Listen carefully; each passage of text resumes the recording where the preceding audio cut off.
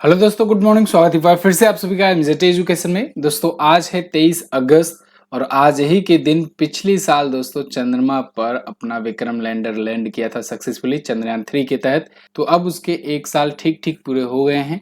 आज की वीडियो में हम लोग बात करेंगे ऐसे ही कुछ और शानदार करंट अफेयर के क्वेश्चंस के जो कि आज के दिन से बन सकते हैं आपके एग्जाम में। तो चलिए शुरुआत करते हैं। कल की बात करते हैं। कल जो हम लोगों ने करंट अफेयर का क्वेश्चन पढ़ा था डिटेल में, उसका रिविजन कर लेते हैं, फिर आज की तरफ बढ़ेंगे। कल हम लोगों ने पढ़ा था पेरिस पैरालंपिक का सेफ डी मिशन नियुक्त किया गया है भारत के लिए सत्य प्रकाश सांगवान को। और अमूल ब्रांड जो है ये दुनिया का सबसे मजबूत डेयरी ब्रांड बन गया है। इसके अलावा मनोहर लाल खट्टर जी नई दिल्ली में थर्मल परियोजनाओं की ऑनलाइन निगरानी पोर्टल प्रॉम्प्ट का शुभारंभ किए हैं। इसके अलावा अंतर्राष्ट्रीय क्रिकेट परिषद ने महिला T20 विश्व कप को बांग्लादेश से शिफ्ट करके यूएई में कराने का फैसला लिया है। और राजीव गांधी इंटरनेशनल एयरपोर्ट जो हैदराबाद में स्थित है, इसने अभी ट्रेवल अवार्ड्स में सर्वश्रेष्ठ हवाई अड्डे का पुरस्कार जीता है। पीएम मोदी जो हैं दो देशों की यात्रा पर हैं, यूक्रेन और पोलैंड। इन दो देशों की यात्रा पर 3 दिवसीय यात्रा है इनकी। भूवैज्ञानिक 21 भूवैज्ञानिकों को 2023 के लिए राष्ट्रीय भू विज्ञान का पुरस्कार दिया गया राष्ट्रपति जी के द्वारा। 1 जनवरी 2025 से अनिवार्य सैन्य सेवा फिर से शुरू की जाएगी क्रोएशिया में। और फाइनेंस मैगजीन ने अभी हाल ही में नेतृत्व के लिए शक्तिकांत दास जो कि आरबीआई के गवर्नर हैं, इनको A+ रेटिंग दी है। अभी हाल ही में डेरियस विसर ने दोस्तों एक ही ओवर में 39 रन बना करके T20 इंटरनेशनल का विश्व रिकॉर्ड बना दिया है। एक ओवर में 39 रन, सबसे ज्यादा रन बनाने का। तो ये टॉप 10 करंट अफेयर के क्वेश्चंस थे वन लाइनर के रूप में जिनका आपने रिवीजन किया। ये कल के क्वेश्चन थे। अब आज की क्वेश्चन का हम लोग रिवीजन करेंगे, लेकिन इसकी पीडीएफ और क्विज अगर आपको चाहिए तो बिल्कुल फ्री में आपको मिलेगी एमजेटी ऐप पर। एमजेटी ऐप पर जाकर के आप चीजें ले सकते हो। पहला क्वेश्चन देखते हैं।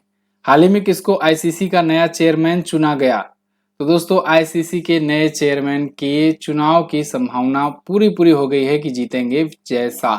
जो लोग रेगुलर हमारा करंट अफेयर फॉलो कर रहे होंगे, अभी कुछ दिन पहले ही मैंने बताया था कि पूरी संभावना है कि आने वाले समय में जय शाह आईसीसी के चेयरमैन बन जाए। तो यहाँ पर देखो न्यूज भी अब आने लगी है। आईसीसी के चेयरमैन के लिए अब जय शाह जो हैं ये परफेक्ट चॉइस बन चुके हैं। कैसे बनते हैं परफेक्ट चॉइस? देखो एक्चुअली में यहाँ पर होता है चुनाव, और चुनाव में समर्थन हासिल करना होता है बाकी के क्रिकेट बोर्ड्स का। जैसे दुनिया भर के जो भी क्रिकेट खेलने वाले देश हैं, उनके बोर्ड्स का एक इलेक्शन होता है, और उनकी सहमति अगर हो जाती है जिस व्यक्ति के प्रति, वो चेयरमैन के पद के लिए नियुक्त हो जाता है, जिसमें बहुमत रहता है। तो टोटल 16 वोट होते हैं, 9 वोटों का बहुमत होता है। तो यहाँ पर अभी ऑस्ट्रेलिया और इंग्लैंड इन दोनों का क्रिकेट बोर्ड जो है ये इनके नाम के लिए मंजूरी दे चुका है। तो मतलब समर्थन ये हासिल कर लिए हैं इन दो क्रिकेट बोर्ड से। बड़े बड़े बोर्ड है भाई ऑस्ट्रेलिया और इंग्लैंड। तो अब बहुत ज्यादा चांसेस है, बहुत ज्यादा क्या मतलब कि समझो कि 95% चांस है कि जय शाह ही बनेंगे आईसीसी के चेयरमैन। लेकिन कब बनेंगे अभी थोड़ा वेट करना होगा। नवंबर 2024 में ये पद ग्रहण करेंगे और ग्रेग बार्कली के स्थान पर आएंगे जो कि वर्तमान में आईसीसी के चेयरमैन हैं। आईसीसी है क्या? आईसीसी यानी इंटरनेशनल क्रिकेट काउंसिल, अंतर्राष्ट्रीय क्रिकेट परिषद। दुनिया भर के जो वर्ल्ड लेवल के गेम होते हैं, टूर्नामेंट्स होते हैं, उनको आयोजन कराने का जिम्मेदारी जो होता है आईसीसी के पास होता है। इसकी स्थापना 1909 में की गई थी। हेडक्वार्टर दुबई में है। ठीक है। आईसीसी का अभी मैंने महिला विश्व कप का बताया आपको, अंडर 19 का, जो कि बांग्लादेश में होना था, आईसीसी ने शिफ्ट किया। अब कहाँ होगा? यूएई में होगा। ठीक है। और अभी T20 वर्ल्ड कप हुआ, T20 वर्ल्ड कप भारत ने जीता। यहाँ पर कुछ प्रमुख नियुक्तियां हैं जो अभी हाल फिलहाल में हुई हैं, इनका आप रिवीजन कर सकते हो। जैसे भी गोविंद मोहन भारत के गृह सचिव नियुक्त किए गए हैं, वेरी मोस्ट इंपॉर्टेंट अपॉइंटमेंट है ये। राहुल नवीन ये ईडी के नए महानिदेशक बने हैं। राणा एके सिंह एसबीआई के प्रबंध निदेशक बने हैं। टीवी सोमनाथन भारत के नए कैबिनेट सचिव हैं, ये भी इंपॉर्टेंट क्वेश्चन है। इसके अलावा दलजीत सिंह चौधरी बीएसएफ के महानिदेशक का अतिरिक्त प्रभार लिए हुए हैं। चल्ला श्रीनिवासुलु शेट्टी एसबीआई के नए चेयरमैन हैं। और लेफ्टिनेंट जनरल साधना सक्सेना नायर ये पहली महिला चिकित्सा सेवा महानिदेशक हैं। प्रीति सूदन को नया यूपीएससी का अध्यक्ष चुना गया है, ये भी इंपॉर्टेंट नियुक्ति है। मनोज मित्तल सिडबी के अध्यक्ष और प्रबंध निदेशक हैं। अगला, अगस्त 2024 में सुप्रीम कोर्ट ने डॉक्टरों की सुरक्षा सुनिश्चित करने के लिए कितनी सदस्यीय राष्ट्रीय टास्क फोर्स का गठन किया है? तो दोस्तों अभी आपने देखा कोलकाता में जो मामला हुआ था, उसकी वजह से यहाँ पर डॉक्टर्स जो है अपनी सेफ्टी और सिक्योरिटी को लेकर के लगातार प्रोटेस्ट कर रहे थे। इसको देखते हुए सुप्रीम कोर्ट ने स्वतः संज्ञान लिया और डॉक्टरों की सुरक्षा सुनिश्चित करने के लिए अभी हाल ही में 10 सदस्यीय राष्ट्रीय task force national task force NTF इसका गठन किया हुआ है और इसको कुछ जिम्मेदारियां दी हैं। जिम्मेदारियां दी हैं कि भाई जल्द से जल्द 2 हफ्ते में आप लोग अपनी रिपोर्ट पब्लिश करो, हमें पेश करो और ये बताओ कि कैसे डॉक्टरों की सुरक्षा सुनिश्चित हो सकती है, इसमें क्या क्या किए जा सकते हैं। एक नेशनल प्रोटोकॉल बनाने को इनको कहा गया है। अब इसमें जो एक्सपीरियंस डॉक्टर्स हैं उनको भी शामिल किया गया है, जो बड़े बड़े थिंक टैंक्स हैं उनको भी शामिल किया गया है। कुल मिला जुला करके उद्देश्य यही है कि नेशनल लेवल पर कुछ ऐसा सिस्टम, कुछ ऐसा प्रोटोकॉल ला दिया जाए जिसकी वजह से डॉक्टरों की सुरक्षा सुनिश्चित हो सके। तो अब इसमें 4 पदेन सदस्य भी शामिल किए गए हैं, जिसमें कैबिनेट सचिव है, स्वास्थ्य सचिव हैं, राष्ट्रीय चिकित्सा आयोग के अध्यक्ष हैं, राष्ट्रीय परीक्षक बोर्ड के भी अध्यक्ष हैं। ओके, अगला, मध्य प्रदेश सरकार के द्वारा वर्ष 2023 का लता मंगेशकर पुरस्कार किसको दिया जाएगा? तो दोस्तों 2023 का लता मंगेशकर पुरस्कार दिया जाएगा पार्श्व गायिका KS चित्रा को। KS चित्रा जो है ये प्लेबैक सिंगर हैं, इनको 2023 के लिए मिलेगा लता मंगेशकर पुरस्कार और साथ ही साथ इसी साल 2022 का भी अनाउंस किया गया है जो कि उत्तम सिंह को दिया जाएगा। तो उत्तम सिंह भी एक फेमस सिंगर हैं और संगीतकार हैं। उत्तम सिंह जो है ये 2022 के लिए पाएंगे लता मंगेशकर पुरस्कार। दोनों ही पुरस्कार मध्य प्रदेश सरकार के द्वारा दिया जाएगा। यहाँ पर आप देख पाओगे आर्टिकल है KS Chitra and Uttam Singh to receive Lata Mangeshkar award, लेकिन ध्यान रखना दोनों को अलग अलग वर्षों के लिए मिला हुआ है। 2022 के लिए उत्तम सिंह और 2023 के लिए KS चित्रा को। मध्य प्रदेश सरकार इसको देती है 1984 से और इस बार 28 सितंबर को दिया जाएगा। इसमें 2 लाख रुपए का कैश प्राइज दी जाएगी और प्रशस्ति पत्र यानी एक सर्टिफिकेट दिया जाएगा। अगला, अगस्त 2024 में BPCL ने किस बंदरगाह पर भारत का पहला जैव ईंधन मिश्रण HFSD बंकर लॉन्च किया? तो दोस्तों BPCL यानी भारत पेट्रोलियम कॉर्पोरेशन लिमिटेड जो कि एक महारत्न कंपनी है, इसने अभी हाल ही में मुंबई बंदरगाह पर, मुंबई पोर्ट पर भारत का पहला जैव ईंधन मिश्रण HFSD बंकर लॉन्च किया है। मतलब एक ऐसा ये बंकर होगा जो वहां पर high flash high speed diesel को स्टोर करेगा, जो कि बायोफ्यूल होगा। ठीक है, तो बायोफ्यूल मिक्स्ड एक high flash high speed diesel इसका बंकर होगा, यहाँ पर स्टोरेज की जाएगी। मैंने आपको बताया था, अगर आप लंबे समय से फॉलो कर रहे हो उनको, तो आपको बताया गया था ना कि भारत जो है अब अभी तक तो तेल खरीद रहा था रसिया से, ठीक है, लेकिन इसका फायदा उठा करके भारत स्टोर भी करना शुरू कर दिया है। भारत अपने बंकर, अपने टैंकर भी बना रहा है।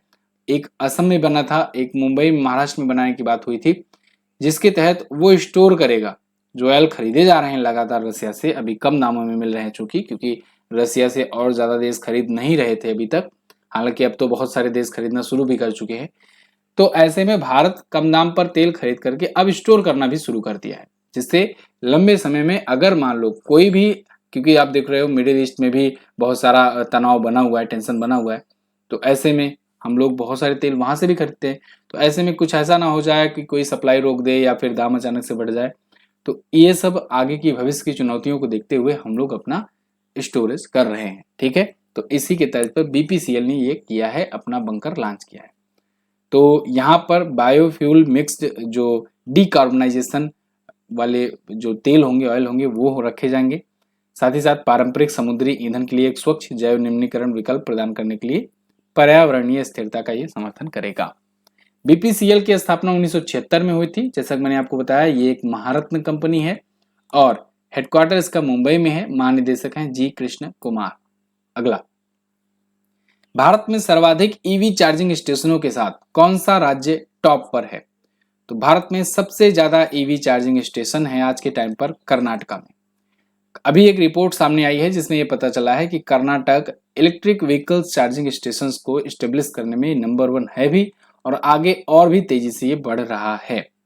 कर्नाटक में आज के टाइम पर 5765 पब्लिक EV चार्जिंग स्टेशन है, सार्वजनिक रूप से जो यूज किए जाते हैं, जिनमें से 85% तो बेंगलुरु शहरी जिले में है, मतलब कि बेंगलुरु सिटी में ये मैक्सिमम है, 85% तक।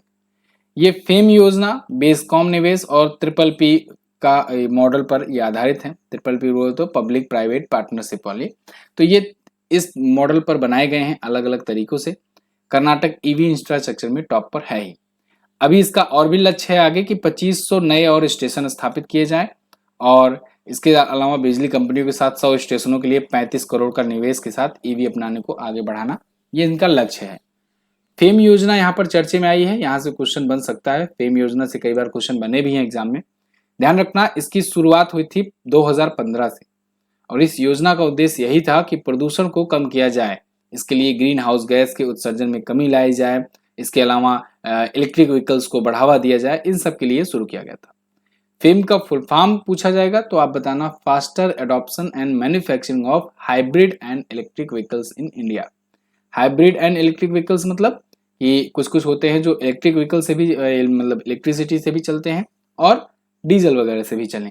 तो या तो ऐसे या तो केवल इलेक्ट्रिक से चलने वाली व्हीकल्स को बढ़ावा देना, ये फेम योजना थी। ठीक है, सिंपली आपसे क्वेश्चन ऐसे भी पूछा जा सकता है कि फेम योजना निम्न में से किसको बढ़ावा देने के लिए शुरू की गई है? शिक्षा को बढ़ावा देने के लिए, कृषि को बढ़ावा देने के लिए, या इलेक्ट्रिक व्हीकल्स को बढ़ावा देने के लिए, या फिर पूछ लेगा कि विदेशी मामलों के लिए, या फिर किसी भी ऑप्शन में आपको दे सकता है। तो आप ध्यान रखना, इलेक्ट्रिक व्हीकल्स को बढ़ावा देने के लिए और प्रदूषण कम उत्सर्जित हो सके इसके लिए। यहाँ पर कर्नाटक आया है, कर्नाटक के बारे में हम लोग जानेंगे। आप देखोगे यहाँ पर है कर्नाटक, ठीक है ना। ये अपना बॉर्डर किससे किससे शेयर करता है? छोटा सा गोवा है उससे शेयर करता है, महाराष्ट्र से, तेलंगाना, आंध्र प्रदेश, नीचे केरला और इधर तमिलनाडु और इधर केरला से। तो ये अपना बॉर्डर इन राज्यों से शेयर करता है। बेंगलुरु इसकी राजधानी है। यहाँ पर सिद्धरमैया जो है ये इंडियन नेशनल कांग्रेस पार्टी से सीएम है। गवर्नर है थावर चंद गहलोत। 31 जिले हैं, विधानसभा में 224 सीट, लोकसभा में 28 और राज्यसभा में 12 सीट है। यहाँ पर दोस्तों बन्नेर घाट, बांदीपुर नेशनल पार्क, मुदुमलाई राष्ट्रीय उद्यान, नागरहोल राष्ट्रीय उद्यान प्रमुख है। कर्नाटक का यक्षगान लोक नृत्य सबसे ज्यादा प्रचलित है। अगला, हाल ही में सीएट क्रिकेट रेटिंग अवार्ड्स 2023-24 में पुरुष अंतर्राष्ट्रीय क्रिकेटर ऑफ द ईयर का अवार्ड किसने जीता? तो सीएट क्रिकेट रेटिंग अवार्ड्स की घोषणा की गई अभी और इसमें रोहित शर्मा को पुरुष अंतर्राष्ट्रीय क्रिकेटर ऑफ द ईयर का अवार्ड दिया गया। वैसे इसमें कई प्रकार के अवार्ड्स दिए गए, पूरी लिस्ट भी हम लोग देखेंगे, लेकिन यहाँ पर पुरुष अंतर्राष्ट्रीय cricketer of the year Rohit Sharma चुने गए। पुरुष वनडे बल्लेबाज ऑफ द ईयर या कहें कि batsman of the year Virat Kohli को चुना गया है। वनडे गेंदबाज of the year Mohammed Shami को चुना गया है। Lifetime achievement award Rahul Dravid को मिला है, जो कि पूर्व कोच हो चुके हैं अब इंडियन टीम के। अब आप जानते हो गौतम गंभीर नए कोच बने हैं। यशस्वी जायसवाल को पुरुष टेस्ट बल्लेबाज ऑफ द ईयर का अवार्ड मिला और फिल साल्ट को टी20 प्रारूप में वर्ष का सर्वश्रेष्ठ बल्लेबाज का अवार्ड मिला है। इसके अलावा आर साई किशोर, इनको घरेलू क्रिकेटर ऑफ द ईयर का अवार्ड मिला है। पुरुष टी20 गेंदबाज टीम सऊदी चुने गए हैं। अगला, हाल ही में भारत यूरोपीय संघ क्षेत्र सम्मेलन कहाँ शुरू हुआ? तो भारत यूरोपीय संघ क्षेत्रीय सम्मेलन दोस्तों ये नई दिल्ली में अभी आयोजित हुआ है। 21 और 22 तारीख को आयोजित हुआ। इंडिया और ईयू यानी यूरोपियन यूनियन, इन दोनों ने मिल करके कॉन्फ्रेंस को होस्ट किया to discuss current and emerging threats in online radicalisation.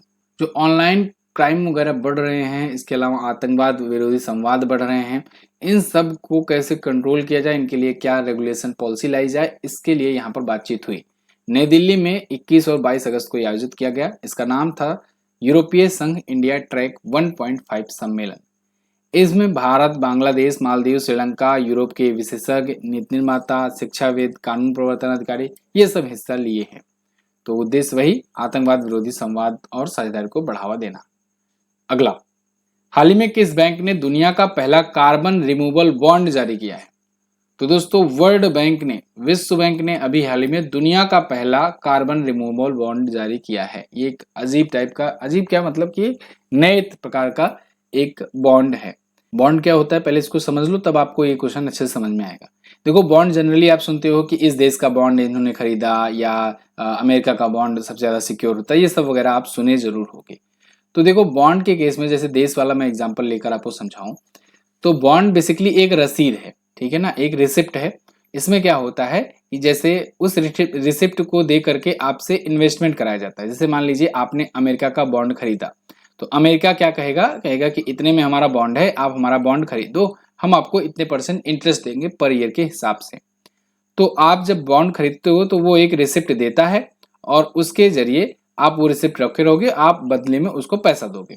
तो जब पैसा पाएगा अमेरिका तो उसका यूज वो अपनी इकोनॉमी में करेगा, और आपको बॉन्ड दे देगा और रिसिप्ट दे देगा। जब आप अपना बॉन्ड वहां पर लौटाने जाओगे और अपना पैसा लेने जाओगे तो समय के अकॉर्डिंग आपको इंटरेस्ट मिलेगा। तो ये आप उसकी इकोनॉमी पर या उस देश पर ट्रस्ट करके वो बॉन्ड खरीदते हो। ठीक है, अब आ जाओ यहाँ पर। यहाँ पर क्या हुआ है कि दुनिया का पहला कार्बन रिमूवल बॉन्ड जारी किया है और इसको कहा गया है कि ये यूज किया जाएगा फंड अमेजन जो जंगल है, अमेजन जो वर्षा वन है, उसके रिफॉरेस्टेशन में, उसके दोबारा से वनीकरण के लिए, पुनर्वनीकरण के लिए यूज किया जाएगा। यानी जो अभी आप देख रहे हो बहुत लंबे समय तक आग भी लगी हुई थी अमेजन वर्षा वनों में, तो दोबारा से उनको रिस्टोर करने का प्रयास किया जाएगा, पेड़ वगैरह लगाए जाएंगे। ठीक है, तो इसके अलावा भी और भी कुछ ऐसे प्रयोजन किए जाएंगे जिससे वो दोबारा से वनीकरण की व्यवस्था वहां पर आ सके। तो 9 साल का ये बॉन्ड है, 225 मिलियन डॉलर का नोट पर, मतलब कि उसकी रिसिप्ट में मिलेगा। आप में से जिसको भी खरीदना है जाकर खरीद सकते हो। तो यहाँ पर दुनिया का पहला ये होगा कार्बन रिमूवल बॉन्ड। इसको नाम भी देखो, कार्बन रिमूवल बॉन्ड के नाम से जाना जा रहा है। इसका मतलब यही है जब अमेजन वर्षा वन को दोबारा से पुनर्जीवित किया जाएगा तो फिर कार्बन को वो रिमूव करेगा। ठीक है, क्योंकि आप जानते हो पेड़ ही सब कुछ है। अगला, आप मुझे कमेंट करके बताओ अमेजन वर्षा वन जो हैं ये किस महाद्वीप में हैं, ये भी तो बताओ। अगला, 26 नवंबर 2024 को किस यूनिवर्सिटी के द्वारा भारत का पहला संविधान संग्रहालय का उद्घाटन किया जाएगा? तो 26 नवंबर, अभी तो देखो अब अगस्त चल रहा है, सितंबर, अक्टूबर, नवंबर, 2-3 महीनों के बाद एक भारत को पहला संविधान संग्रहालय मिलने जा रहा है। ये ओपी जिंदल ग्लोबल यूनिवर्सिटी के कैंपस में होगा। इसको इस बार 75वीं anniversary of constitution of India के उपलक्ष्य में इसे इस बार उद्घाटन किया जाएगा। आप जानते हो 26 नवंबर को 1949 में संविधान सभा में अपने संविधान को अडॉप्ट किया था, अंगीकृत और अधिनियमित और आत्मार्पित किया था। तो अब 2024 में उसके हो जाएंगे ठीक ठीक से 75 साल। तो 75वीं वर्षगांठ के अवसर पर 26 नवंबर को भारत को पहला संविधान संग्रहालय मिलेगा, संविधान का म्यूजियम मिलेगा और उसमें संविधान कैसे बना, क्या क्या चर्चाएं चल रही थी, क्या उससे रिलेटेड जानकारियां हैं, कहाँ से क्या लिया गया, मतलब पूरा डिटेल में वहां पर डॉक्यूमेंट्स से लेकर के जानकारियां मौजूद रहेंगी। तो 26 नवंबर को इसका उद्घाटन किया जाएगा, ध्यान रहे। ओपी जिंदल ग्लोबल यूनिवर्सिटी की बात करें तो इसके संस्थापक चांसलर हैं नवीन जिंदल। दोस्तों 26 नवंबर 1949 को जब संविधान सभा ने संविधान को अपनाया था उसी टाइम 15 अनुच्छेदों को लागू कर दिया था। बाकी के टोटल अनुच्छेद या कहें कंप्लीट संविधान ये 26 जनवरी 1950 को लागू किया गया। ठीक है, ध्यान रहे 26 जनवरी 1950 को संविधान लागू हुआ था देश में, लेकिन संविधान बनकर कब तैयार किया गया था या कहें कि अपनाया कब गया था तो 1949 बताना 26 नवंबर को। ओके, अगला, कितने वर्ष की आयु में दुनिया की सबसे बुजुर्ग व्यक्ति मारिया ब्रायासा मोरेरा इनका निधन हो गया? तो 117 साल की उम्र तक ये जीवित रहे। दुनिया के सबसे बुजुर्ग व्यक्ति थे मारिया ब्रायासा मोरेरा, इनका निधन हो गया है। लेडीज थी ये, और ये कैसे इनका निधन हुआ? सो रही थी, सोते सोते उठी नहीं फिर, तो मतलब कि बुढ़ापे की वजह से, और कोई बीमारी नहीं थी, शायद कोई गंभीर बीमारी नहीं थी ऐसा कुछ, तो वृद्धावस्था की वजह से इनका निधन हुआ। इनका जन्म 1907 में हुआ था सैन फ्रांसिस्को में, अमेरिका में। फिर 1915 में इनका परिवार दोबारा से स्पेन लौट आया, इनकी फैमिली जो है वहीं गई थी स्पेन से ही। अब कौन है फिर? ये तो सबसे लंबे, सबसे ज्यादा आयु की जीवित व्यक्ति थी जिनके नाम गिनीज वर्ल्ड रिकॉर्ड था। अब इनके नाम अब किसके नाम होगा? तो अब इनके निधन के बाद जापान की टोमिको इटुका है। तो अब ये हैं दुनिया के सबसे बुजुर्ग जीवित व्यक्ति।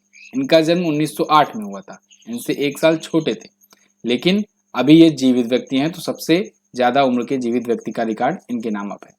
जल्द ही 2-3 दिनों में मैं आपको क्वेश्चन इसका बताते हुए मिलूंगा कि गिनीज वर्ल्ड रिकॉर्ड ने इनका नाम शामिल कर लिया है सबसे ज्यादा उम्र के जीवित व्यक्ति के रूप में।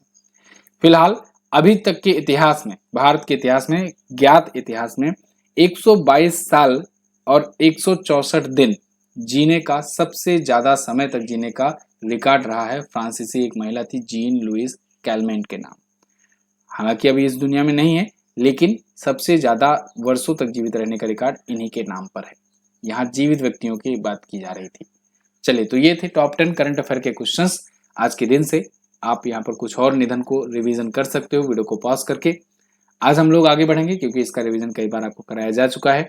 तो साथियों, क्विज और पीडीएफ आप जाकर के एमजेटी ऐप से सॉल्व कर सकते हो। बहुत सारी नई नई क्विजेस भी आई हुई हैं, ना सिर्फ आपको डेली, वीकली और मंथली की मिलती है क्विज, बल्कि स्टैटिक जीके और जो पारंपरिक जीके है उसकी भी क्विज यहाँ पर आपको मिल जाएगी। आप जाकर सॉल्व करो, थोड़ा सा आपको पता लगेगा कि आपकी तैयारी कैसे चल रही है। इसके अलावा वीडियो अगर पसंद आई है तो लाइक शेयर भी कर देना।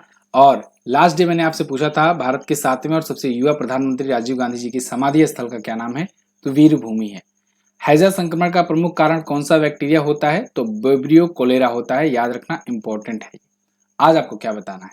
आज आपको बताना है दुनिया का सबसे मजबूत डेयरी ब्रांड अमूल किस वर्ष स्थापित किया गया था। इसके अलावा क्रोएशिया की राजधानी क्या है। दोनों क्वेश्चंस के बारे में आपको जो पता हो डिटेल में जरूर आंसर करना। फिलहाल रखते हैं वीडियो में इतना ही। मैं मिलूंगा आपसे अगली वीडियो में, तब तक के लिए नमस्कार, जय हिंद, वंदे मातरम।